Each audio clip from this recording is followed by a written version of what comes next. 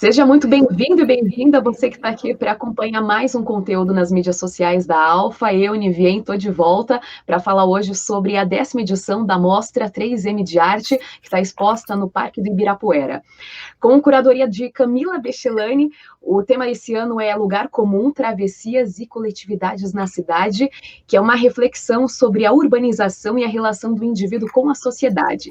E para contar um pouquinho melhor sobre essa exposição muito bacana, a gente conta com a presença da Camila Bechelani. Um prazer, muito obrigada, viu, pela sua presença aqui hoje, Camila. É um prazer, obrigada a vocês pelo interesse. Muito obrigada. Demais. Bom, para a gente poder começar o nosso bate-papo, por que vocês escolheram o Parque do Ibirapuera para poder fazer essa exposição? Bom, a exposição, a Mostra 3M de Arte está fazendo 10 anos esse ano. Então, quando eu fui convidada para fazer a curadoria, eu sabia que seria uma edição comemorativa de 10 anos. Por isso, sempre me interessou o fato dessa exposição acontecer no espaço público, né? Ela, nos últimos 2 anos aconteceu no Largo da Batata, e esse ano tinha vontade da organização de mudar o espaço. Nós pensamos inicialmente em espalhar 10 obras em toda a cidade, mas isso seria muito complicado, como a exposição só dura um mês, de levar, né, o público para vários locais. Então a gente preferiu concentrar, e o Parque do Ibirapuera se mostrou desde o início um lugar propício, não só porque ele tradicionalmente, né, é um lugar onde tem alguns museus, então já existe arte no parque, como um espaço simbólico da cidade, né? Simbólico para esse tema que a gente queria desenvolver, que foi bem antes da pandemia, inclusive, que era a coletividade e a relação da arte com o espaço público. Muito bacana, o Parque do Ibirapuera já é um espaço cultural, né? Super conhecido de São Paulo, então tem super a ver. E como que foi o processo aí de seleção dos artistas dessa exposição? Bom, tiveram 2 formas de seleção dos artistas, né? Então, a mostra, é importante saber que a mostra, cada ano, trabalha com um curador diferente. Esse ano, como eu fui convidada, eu tenho sempre uma forma de trabalhar. Em geral, eu gosto muito de trabalhar como artistas mulheres, porque eu acho que a representatividade das mulheres ainda é muito baixa, né? Dentro do sistema da arte e de qualquer setor como um todo. Então, você vai ver que na minha seleção tem mais mulheres do que homens, e isso é proposital. Então, um dos critérios foi esse, lógico. Outro é que eu convidei 6 artistas, e outros 4 artistas foram selecionados via edital. O edital da Mostra 3M é um dos editais mais longevos que existem no Brasil, e é uma forma de chegar a artistas que os curadores em São Paulo, ou o público que estão no Sudeste, raramente tem contato. Então, a gente tem a possibilidade, né, de alcançar outros artistas que nunca tiveram exposições no Sudeste, por exemplo. Então, esse foi a segunda forma, né? E os critérios dentro do edital foram realmente a correspondência, né, a proposta do artista em relação à proposta conceitual da mostra. Realmente pensar de uma forma interessante, eu não diria original, mas realmente desafiadora, tanto para, né, que a gente achasse que realmente existisse uma conversa com o público sobre a questão da coletividade do espaço comum. Nós tivemos 338 propostas para 4 vagas. Foi bem difícil, né? Então, teve um júri formado por 3 pessoas para fazer essa seleção, e várias etapas de seleção. Os outros 6 artistas foram convidados por mim diretamente. E qual foi o critério utilizado durante a curadoria das obras? Então, é muito interessante para mim, profissionalmente, como curador, e eu acho que é um desafio, assim, para uma mostra de arte fazer isso, porque como a gente fez as obras elas foram pensadas desde o início com os artistas, ou seja, não eram obras que já existiam, todas foram feitas para a exposição. Então, são obras inéditas que foram concebidas pelos artistas em diálogo comigo, né, que fazia sempre provocações, eu estava sempre propondo textos, ideias, ia provocando os artistas no espaço de um ano. Eu fiquei trabalhando com esses artistas desde o ano passado, no final do ano passado, mais ou menos em outubro. E aí a gente foi desenvolvendo um trabalho que pensasse que a gente tem um público amplo, né? Que isso é muito importante quando a gente trabalha com arte no espaço público, que não é o público que está acostumado a ir ao museu, né? É um público que a gente vai atingir pessoas que estão passando pelo parque, que estão usando o parque como não só como espaço de lazer, mas também pessoas que passam por ali, que de alguma forma usam o parque para diversos fins.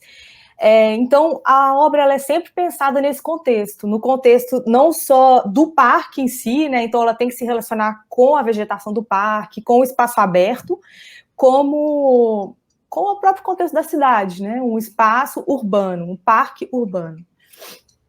E conta pra gente, compartilha qual é o foco da exposição e o porquê que ele foi escolhido.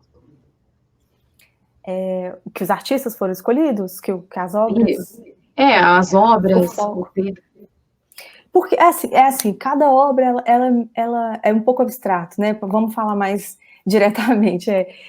Por exemplo, a gente tem algumas obras que trabalham com o som. Então, o público vai chegar e vai escutar uma poesia sonora enquanto ele estiver andando em alguns espaços do parque, por exemplo, né? Então, a obra da Lenora de Barros, por exemplo, fala sobre a questão da pandemia, de se sentir isolado durante a pandemia, da impossibilidade de usar o espaço público, da possibilidade de imaginar um futuro que não seja ali. Então, é uma poesia, né, que ela fala, e ela também usa alguns...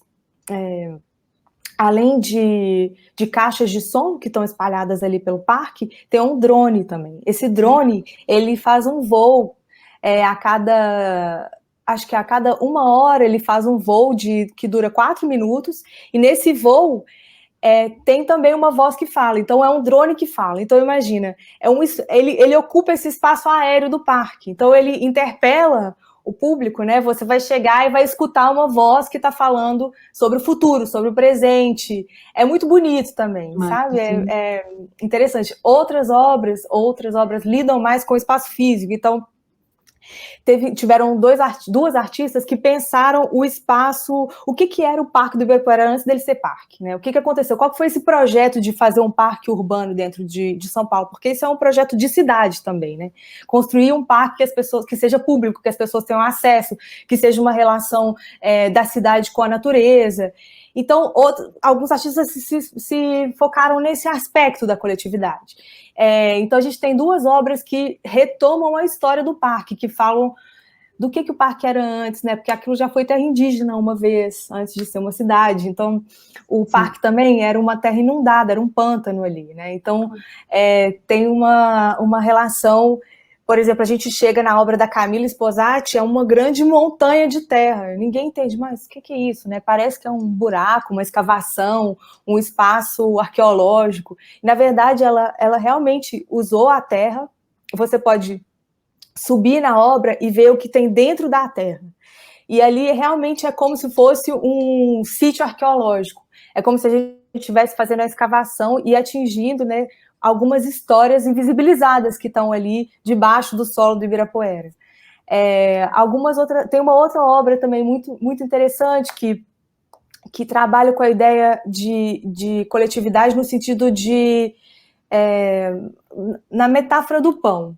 Então, 2 artistas que foram selecionados pelo edital, o Gabriel Scapinelli e o Otávio Monteiro, eles propuseram uma padaria, né, que pudesse ser itinerante. Então, a padaria ela iria circular no parque e as pessoas aprendem a fazer pão, tem uma oficina de pão. E agora a padaria está num espaço, numa associação que trabalha com a população LGBT em São Paulo, que é a Casa 1, e realmente está fazendo uma formação de padeiros nesse espaço. Então, também trabalhar com o pão, tanto quanto a metáfora, né, de dividir o alimento, como também uma economia paralela, porque essas pessoas também vão aprender um ofício e depois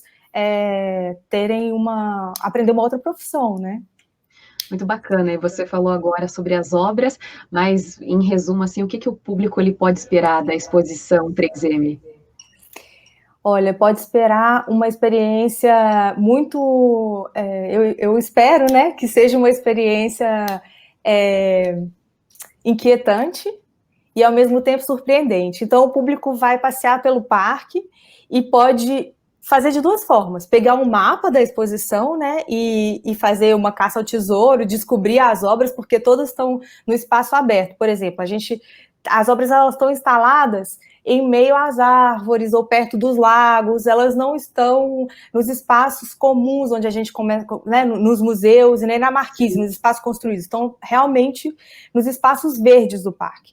Então, o público pode simplesmente fazer um passeio no parque e experimentar obras de arte, né? Tem muitas coisas que as crianças se interessam, por exemplo, como pode pegar o mapa e fazer uma trajetória e conhecer as 10 obras e ter essa experiência sonora, ter a experiência física, a experiência visual, né? Bacana. Aí pode seguirem. Eu ia dizer que é um presente para os sentidos, né? Que é uma experiência tanto física quanto intelectual. E qual que é o diferencial dessa exposição 3M para as outras?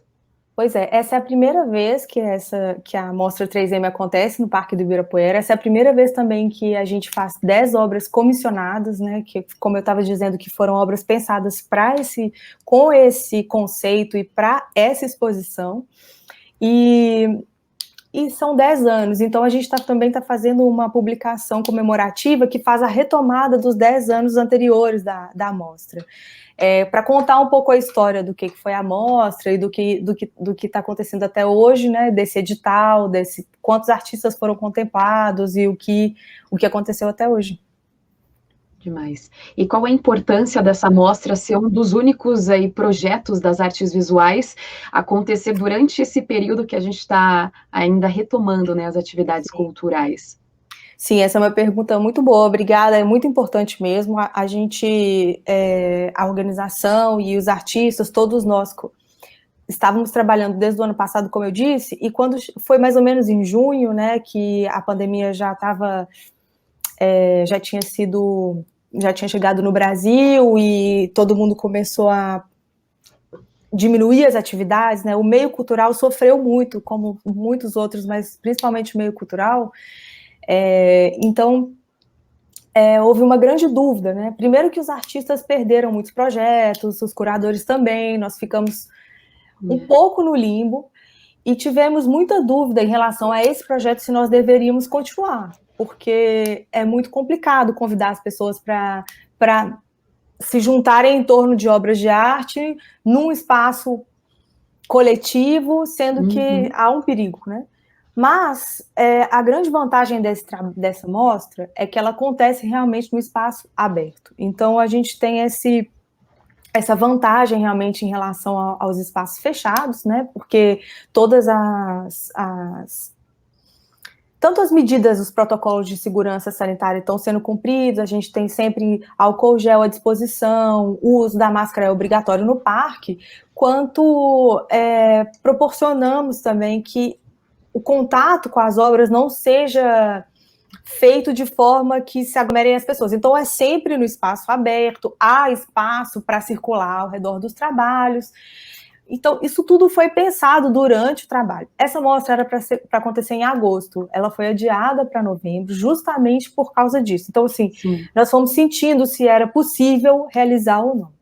Com a abertura sucessiva de alguns museus e de outros espaços culturais, a gente viu que poderia ser possível. Então, o que a gente tem, né, como eu disse mais uma vez, como vantagem é o fato de que a gente está no espaço aberto, né, que isso evita o contato próximo e que também há uma grande carência, né, tanto do público para projetos culturais, né, que está todo mundo também precisando de alguma diversidade também, e ao mesmo tempo sempre no começo, a gente sempre pensou, é uma forma também de continuar fazendo a roda girar, né?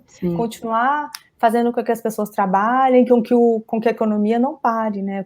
Com que a economia da indústria criativa não fique totalmente parada. Então, É uma rede grande, né, que trabalha nesse projeto. Tem muita gente, além de mim, dos artistas, da organização, vários montadores, toda uma equipe, produtores, assistentes, montadores, muita gente. Então, também é uma oportunidade, né, é um dever de honrar o trabalho das pessoas. E ainda faz um super bem para quem acompanha, né? Essa super experiência cultural incrível. Fica a dica, então, para todo mundo que está acompanhando aqui a nossa entrevista com Camila Bechelani. Todo mundo conferir aí a Mostra 3M lá no Parque do Ibirapuera. Lembrando, como a Camila disse há pouco, todo mundo seguindo aí sempre os protocolos de saúde, usando máscara, respeitando o distanciamento social e, claro, também higienizando sempre, na medida do possível, as mãos. Camila, mais uma vez, eu quero te agradecer, viu, pela sua presença e por tirar esse tempinho aqui para bater um papo com a gente.